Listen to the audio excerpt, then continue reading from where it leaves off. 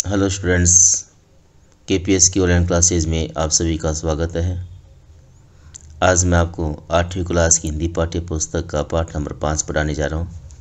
पाठ का नाम है चिट्ठियों की अनोखी दुनिया। इस पाठ को मैं आपको समरी के रूप में पढ़ाने जा रहा हूँ। इस समरी में संपूर्ण पाठ के प्रत्येक पंक्ति का भाव ग्रहण करके संक्षिप्त में एक समरी बनाई गई है ताकि आप कम समय में संपूर्ण पाठ को समझ सकें। लेखक पत्र की महत्ता बताता है कि आज का युग वैज्ञानिक युग है। मनुष्य के पास अनेक संचार के साधन हैं, फिर भी मनुष्य पत्रों का सहारा जरूर लेता है। वे कहते हैं कि इनके नाम भी अलग अलग भाषाओं में अलग अलग है, यानी पत्रों को हम अलग अलग भाषा में अलग अलग नाम से जानते हैं, क्योंकि हमारे देश में अलग अलग प्रकार की भाषाएं बोली जाती है।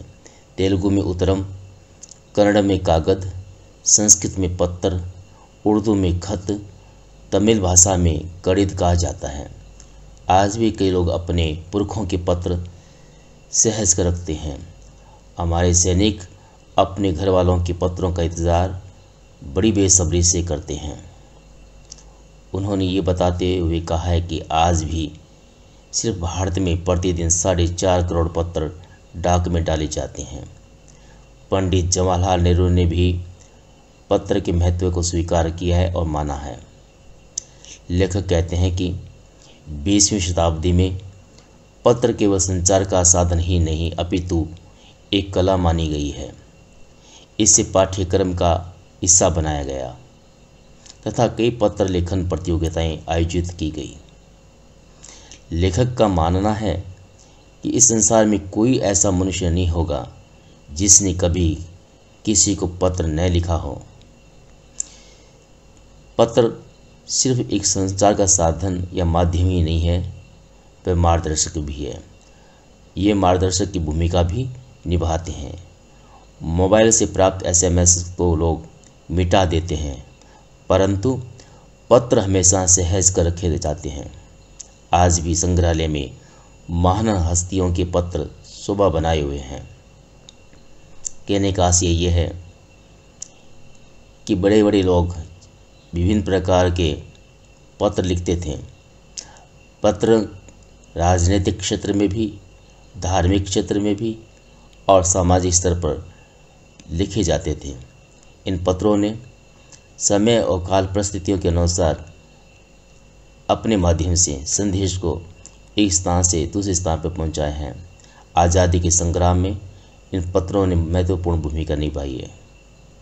महात्मा गांधी के पास पूरे विश्व से पत्र आते थे और वे उनका जवाब तुरंत लिख देते थे। रविंद्रनाथ टैगोर और महात्मा गांधी के पत्र व्यवहार को महात्मा और कवि के शीर्षक से प्रकाशित किया गया। भारत में पत्र व्यवहार की परंपरा बहुत पुरानी है। सरकारी कार्यालयों की अपेक्षा घरेलू पत्र मुख्य भूमिका निभाते हैं, क्योंकि ये आम लोगों को आपस में जोड़ते हैं। पत्र एक व्यक्ति को दूसरे व्यक्ति से जोड़ते हैं। चाहे गरीब हो या अमीर, सभी को अपने प्रियजनों से प्राप्त पत्रों का इंतज़ार रहता है। गरीब बस्ती में तो मनी ऑर्डर लेकर आने वाले डाकिये को लोग देवता समझते हैं। अंत में वे कहते हैं कि अत्यधिक संचार साधनों के होने के बावजूद भी पत्र की अपनी एक महत्वपूर्ण भूमिका है।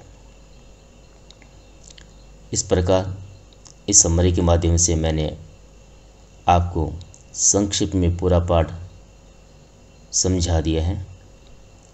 मैं आपको प्रश्नोत्तर के साथ समरी भी भेज रहा हूँ ताकि आप स्वयं भी इस समरी को पढ़कर इस पाठ को समझ सकें, और चाहें तो आप अपनी पाठ्य पुस्तक से अपना पाठ पढ़कर तैयार कर सकते हैं। प्रश्नोत्तर को लिखते रहें, अपनी पढ़ाई नियमित करते रहें। इसी आशा के साथ धन्यवाद।